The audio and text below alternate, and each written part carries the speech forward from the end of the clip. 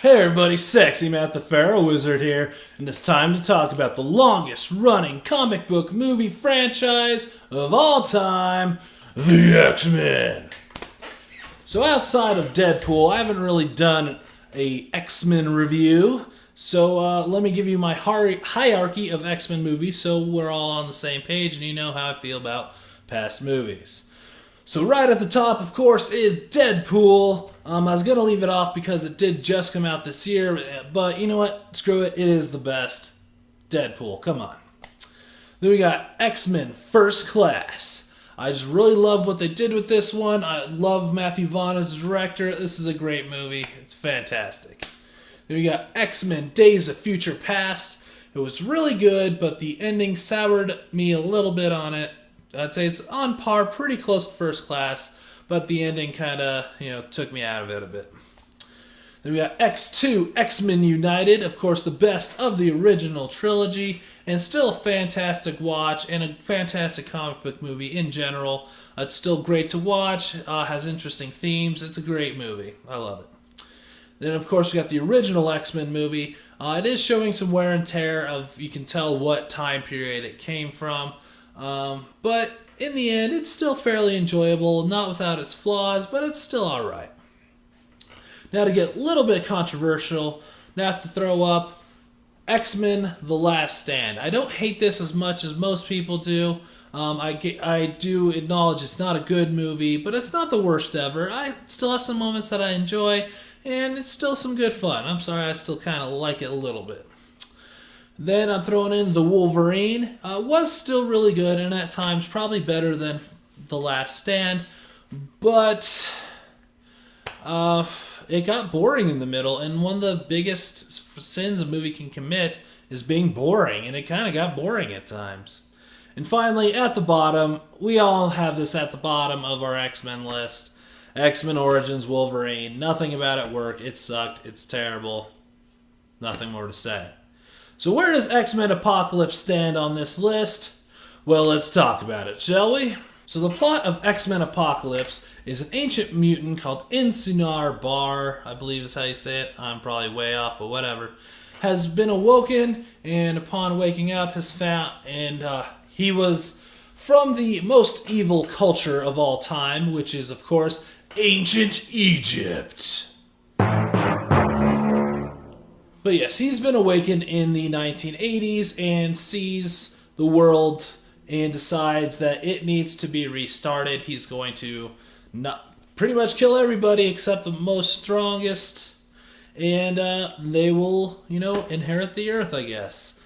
That's his overall plan. Shocker, a guy going by Apocalypse is trying to cause the apocalypse. Huh. Anyways... at the same time, Professor X has started up his school for gifted youngsters and is being more of just a school. He doesn't have the X-Men. He's not trying... He wants more students. He doesn't want soldiers. He's really more about helping young people and humans and mutants alike, and just being, more peaceful about it. And, of course, these two things butt heads, and we have our movie.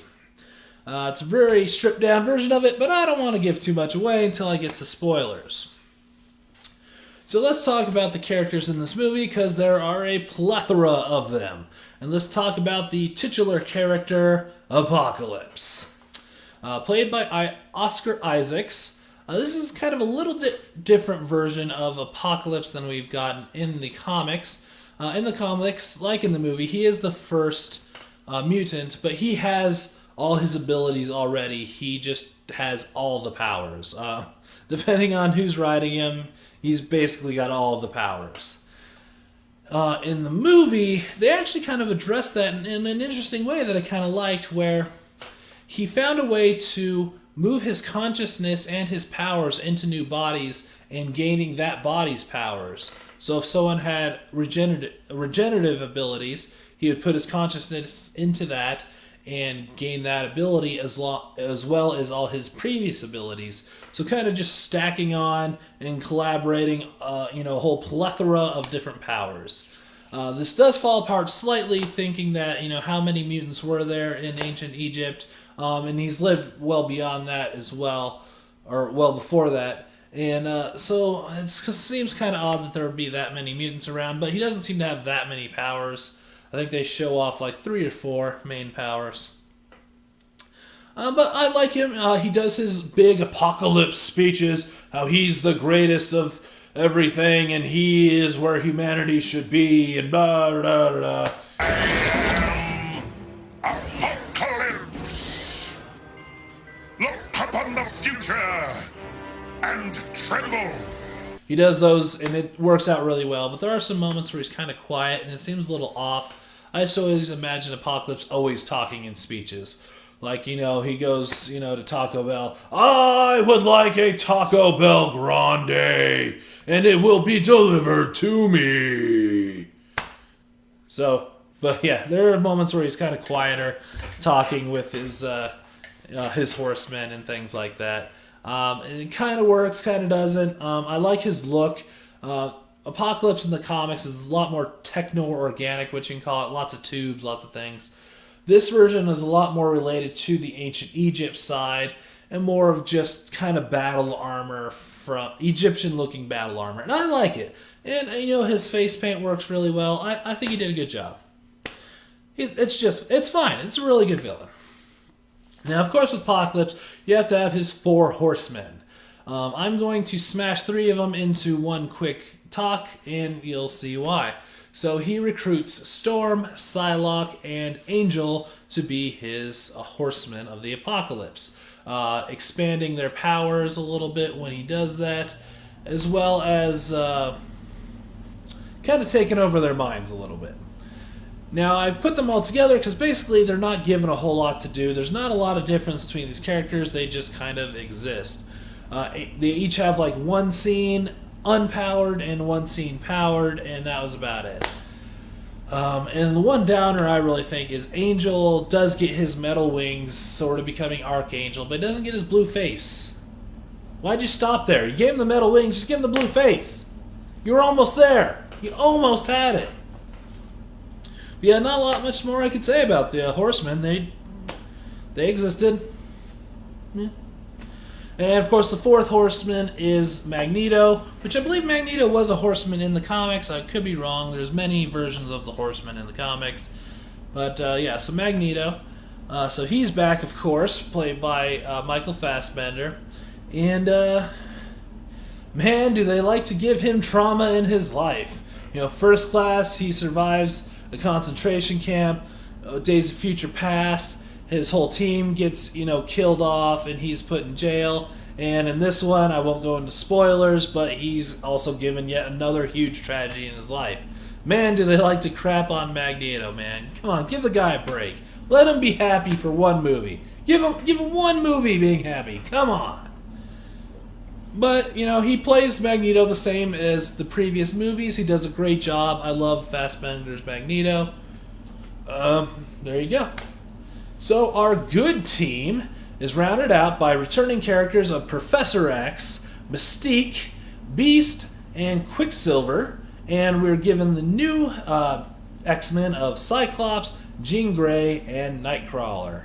So for our returning characters, Professor X in this one is a lot like a recovering addict, which kind of makes sense because he was an addict in Days of Future Past. And now he's very positive, has this great outlook on life, doesn't want to get into the fighting. He just wants to teach kids and help them out. And he's just a great guy in this, and I love what he does. And James McAvoy plays a great Professor X. It's well done. Good job.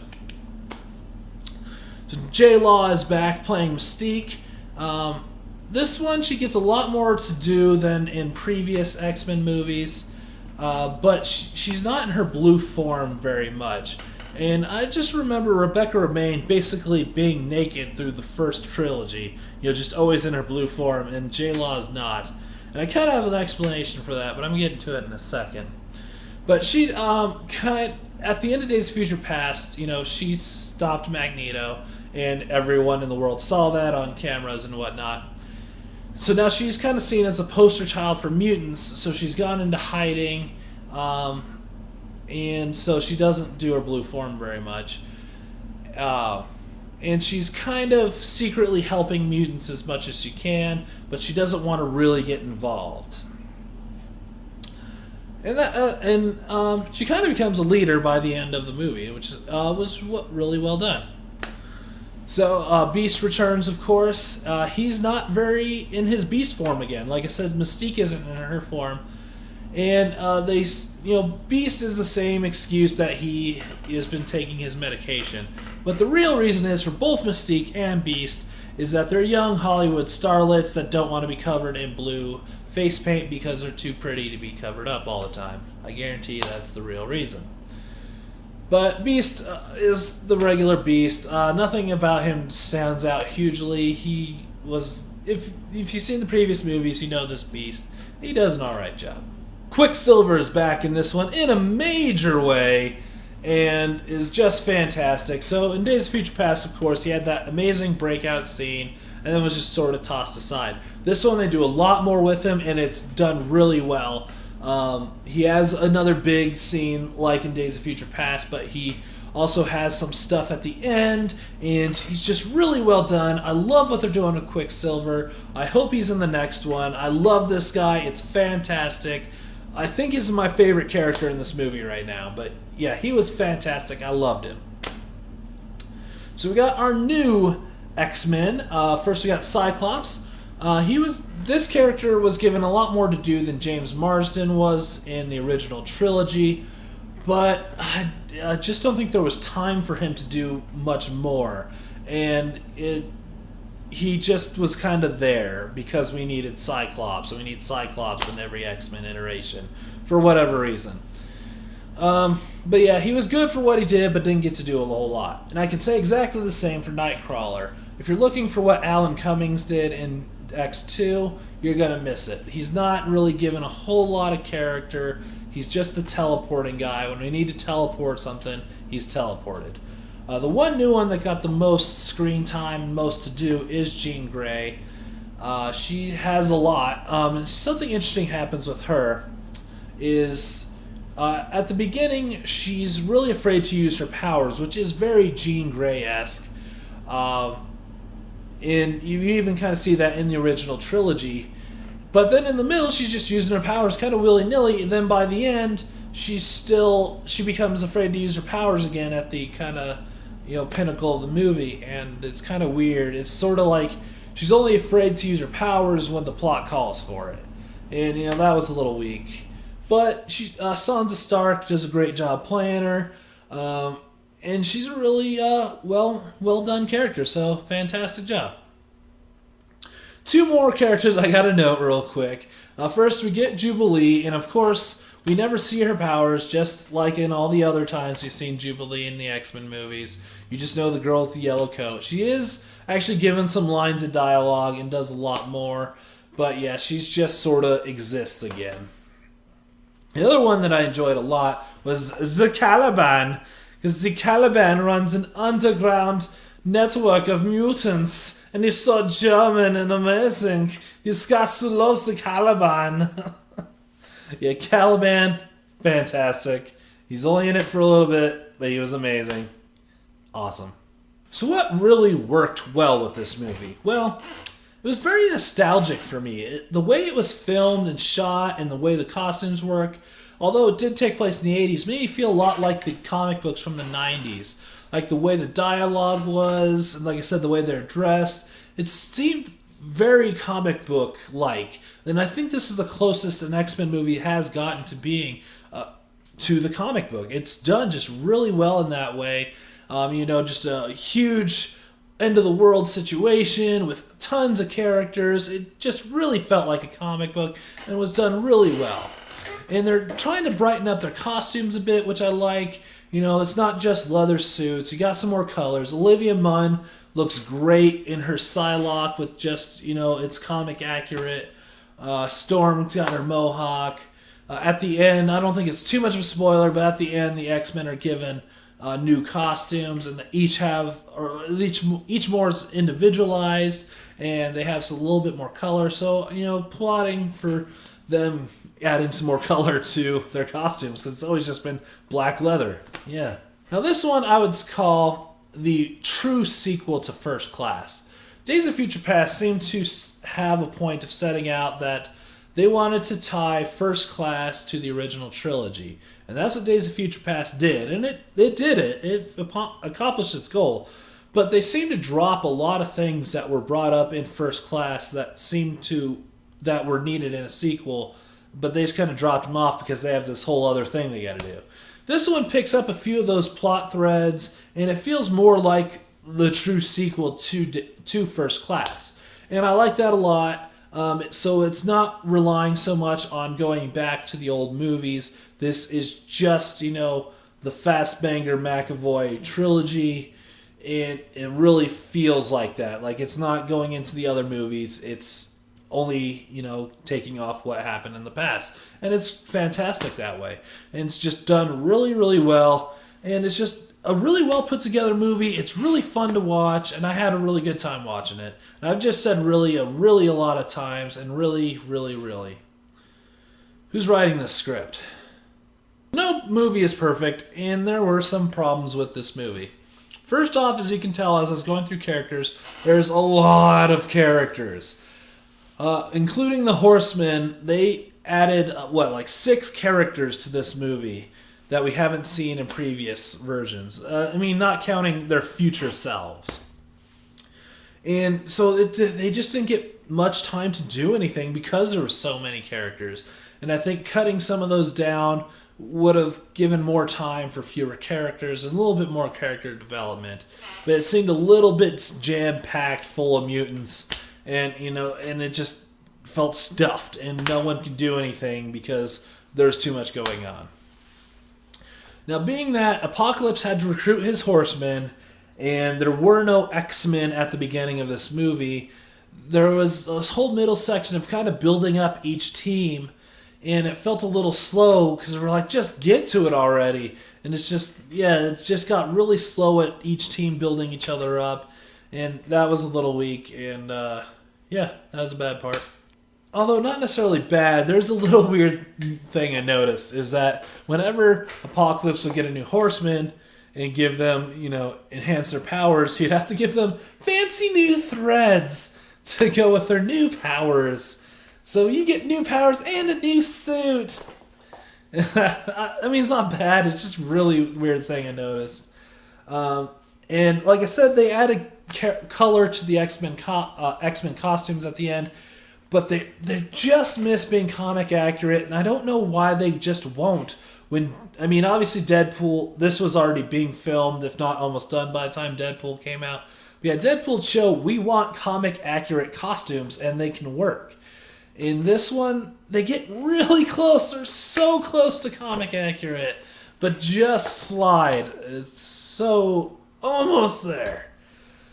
The other weird scene that I gotta talk about that really took me out of the movie is all the X-Men are gearing up to go into the final battle, and they find this jet, and they also just happen to find armored flight suits, and that's what you see in a lot of the trailers. And they all just happen to be the right size for everybody. And, for the women in there, because they had, hard chest pieces, they just happen to have the correct chest piece for their chesticles. And it just so happened to be we just happen to have these suits here. It was just so weird, and that took me out of the movie for a minute. It's like, what? What is that? It's a very weird scene. I don't know why they bothered with that, but there you go. Random suits you can find. Alright, I talked about the characters. I talked about the good. I gave you the bad. Let's get into some freaking spoilers, because there are some amazing spoilers in this movie. Let's get to it. Click the X if you want to skip to my wrap-up, but spoiler time. Weapon fucking X! Yes! Holy crap! Wolverine is in this, which if you've seen the teaser trailer, you know he kind of makes an appearance. But goddamn, this is Weapon X. He's got the metal, the tubes, and he's going nuts. This has got to be the best Wolverine scene ever. It's got to be just right at the top. It's so well done. It feeds the plot really well. It's just fantastic. I loved it. I can really compare what Wolverine / Weapon X did in this movie to what Spider-Man did in Civil War. They're not in it for very long, but every second they are in it, it's fantastic. Holy crap, that was amazing. I loved seeing that. You know, they're really hinting at it like, oh, Wolverine's coming, okay. But he comes out in the full Weapon X gear. Like comic accurate Weapon X gear. Holy crap, that was amazing. Alright, another big spoiler I gotta get to and talk about is this is where all the Phoenix fans will be angry, but I'm okay with it. So at the end, Jean Grey releases all her power and has a silhouette of the Phoenix around her, kind of giving us back to the point of the Phoenix is inside of her and not a alien entity. I like it. It's fine. Get over it, people. This version of Phoenix is inside Jean. It's not the comic Phoenix. It's the movie Phoenix. Just get over it, all right? But it looked really cool. I liked, that it kind of tied to future Jean and how just because the timeline's been reset, that not everything has been, erased. There are still bits and pieces of that. And it was good. I really liked it. But I know Phoenix fans are going to bitch about it, and you can bitch about me in the comments if you want, but I like it. I think this Phoenix is just fine. Just fine. Finally, the last big spoiler, Mr. fucking Sinister. There's a really big hint for him. I can't wait to see what they do with him. He's in the stinger at the end, he has all these samples, so maybe we're going to get some mutant clones, because we've had our time travel, so now it's time for clones, because those are both kind of X-Men traits. You got to have clones and time travel. So hopefully we get some Mr. Sinister. Everyone's been asking for him forever. I can't wait to see what they do with him. It's going to be awesome. Alright, so this is not the best X-Men movie, but it is really good. And it's a really solid movie in general. Things are done really well in it, and for me it comes off kind of nostalgic and really fun. It's not Deadpool. It takes itself very seriously. It's not, quite as fun as Deadpool, but it's still done in a really good way. You can tell they're marching towards something awesome. I can't wait. It really got me excited to see the future of the X-Men. All they really have planned is Wolverine 3 is next year, and some point in time, my boy Gambit's getting his movie. Keeps getting pushed off, but at some point. But they haven't really announced a Team X-Men movie. There's been hints of a New Mutants movie and an X-Force movie, but where's our X-Men? I'm kind of curious. I want to see where we're going. Man, I can't wait. So let's give this our rating. So on a scale of terrible X-Men, on a scale from Beak to Leech, I'm going to give this a skin. So check out X-Men. I definitely suggest it. If you like Days of Future Past and First Class, it's a very good addition to the Michael Fassbender and James McAvoy series of X-Men movies. Check it out. I'm Sexy Matt the Pharaoh Wizard. Until next time, hold on to your hold slots.